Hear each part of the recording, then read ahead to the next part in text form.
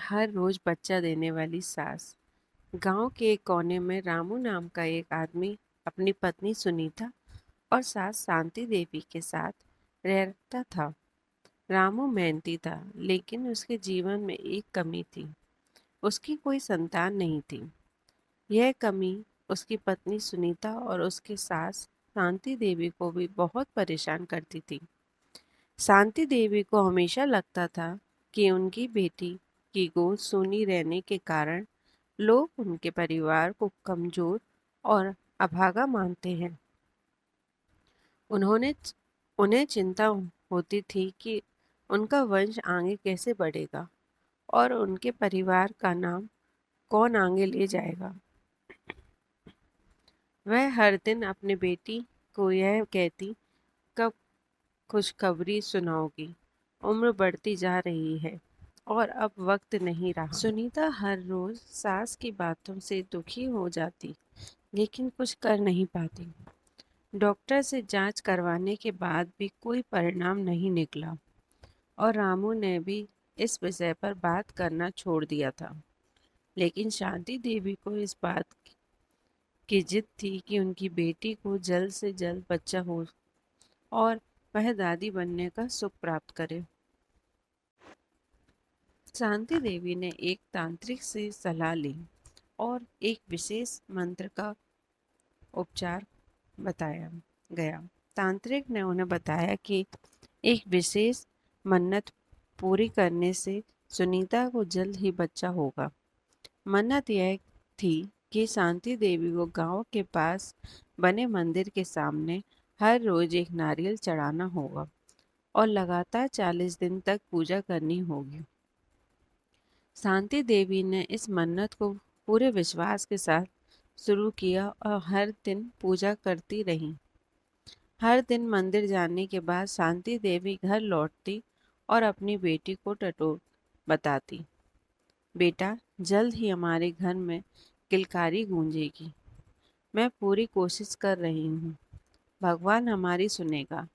सुनीता भी माँ की इस विश्वास को देखकर अपने दुख भूलने की कोशिश करती।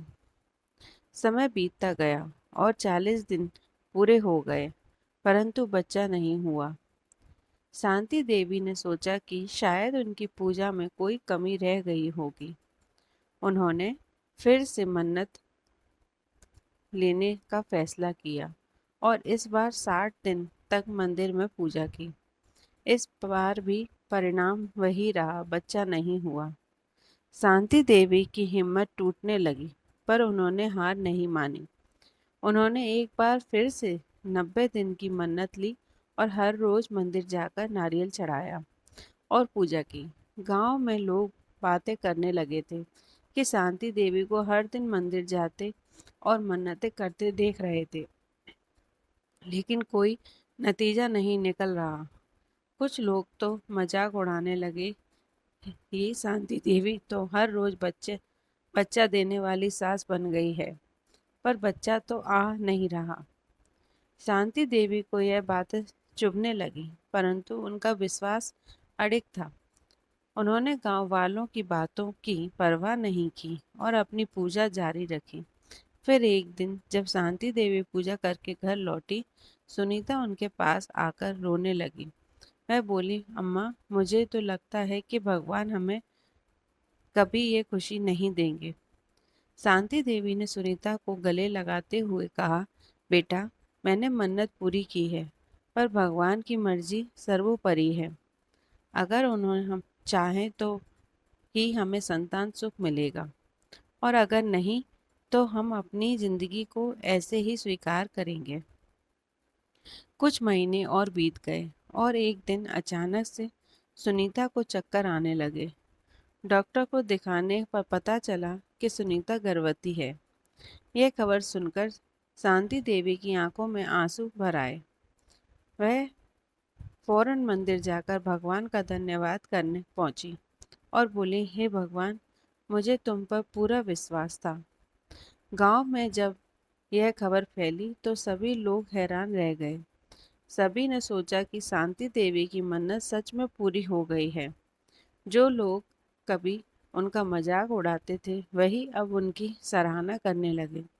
शांति देवी के लिए अब सबसे बड़ी खुशी थी कि वह वास्तव में हर रोज बच्चा देने वाली सास बन गई थी, क्योंकि उनकी मन्नत सच हो गई थी।